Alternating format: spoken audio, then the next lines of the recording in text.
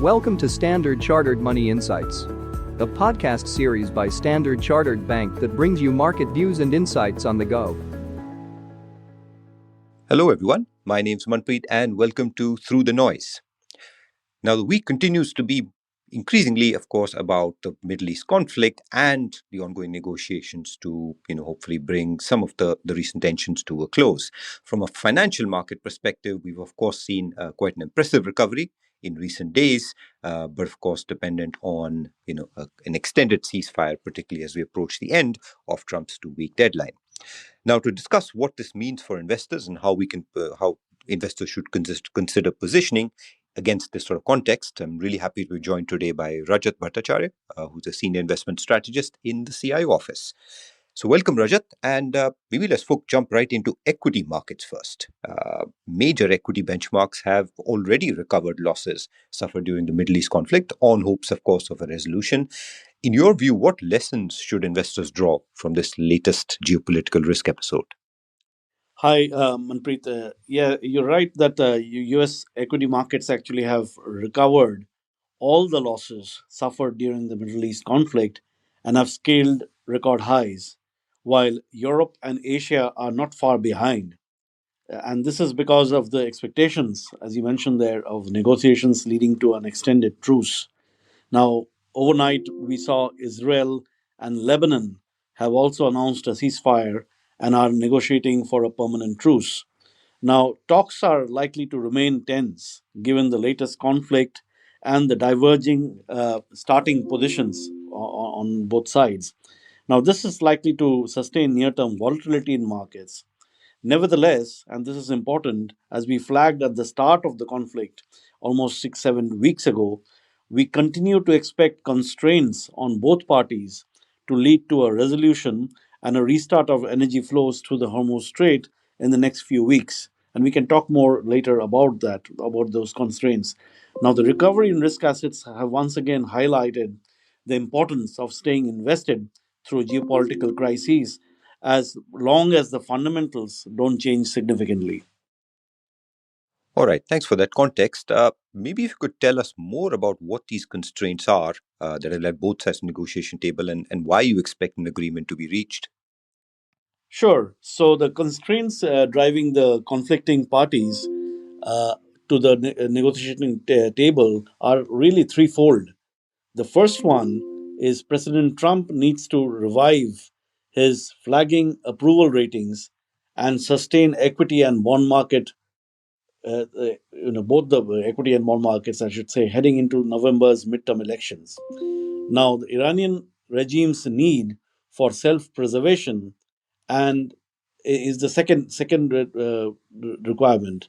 Now, the third constraint is the pressure from Iran's key trade partners in Asia for a swift resolution and restart of Middle East oil supplies, since any delay in the restart of supplies beyond April is likely to severely impact their economies.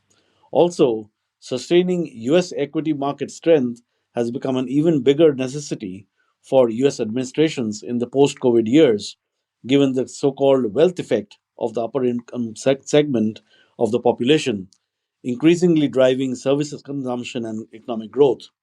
Meanwhile, capping bond yields and gasoline prices is key to supporting a housing recovery in the US and maintaining middle class real incomes, especially as we head into this midterm elections later this year.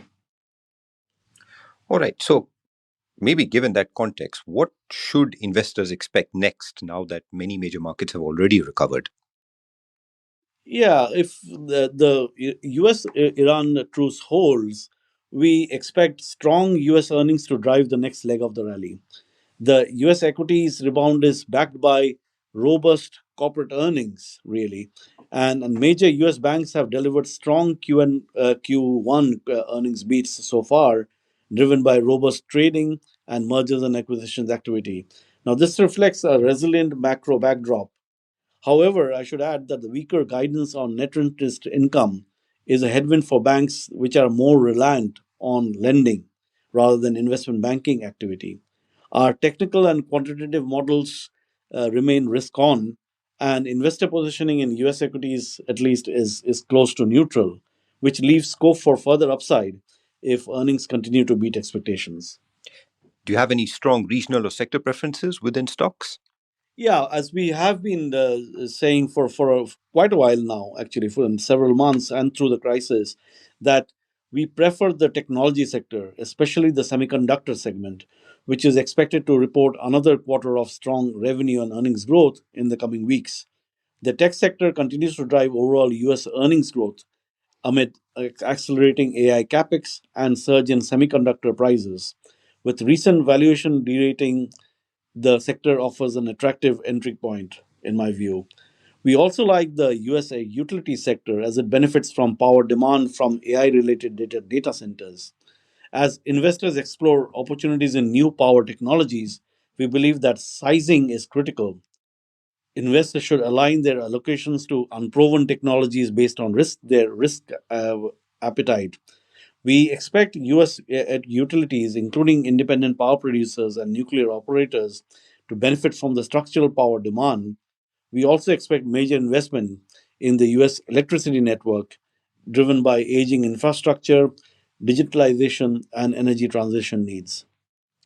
Thanks, Rajat. I think that's a really good, a dive into the equity market outlook, in this current environment. But of course, the outlook for oil remains quite central, uh, to equities and other financial market assets. So, sitting here today, what's your outlook for oil prices amid the ongoing negotiations?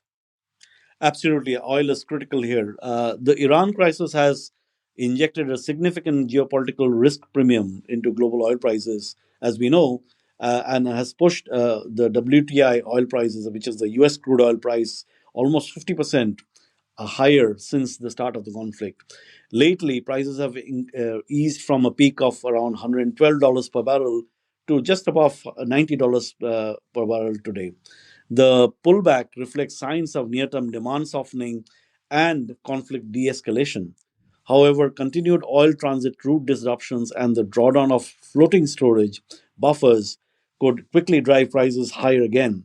Hence, the balance of risks, to my mind, is above the $75 a barrel, which we had as our 3 month outlook earlier, and this is increasingly skewed to the upside. We need to keep a close eye on those ongoing negotiations.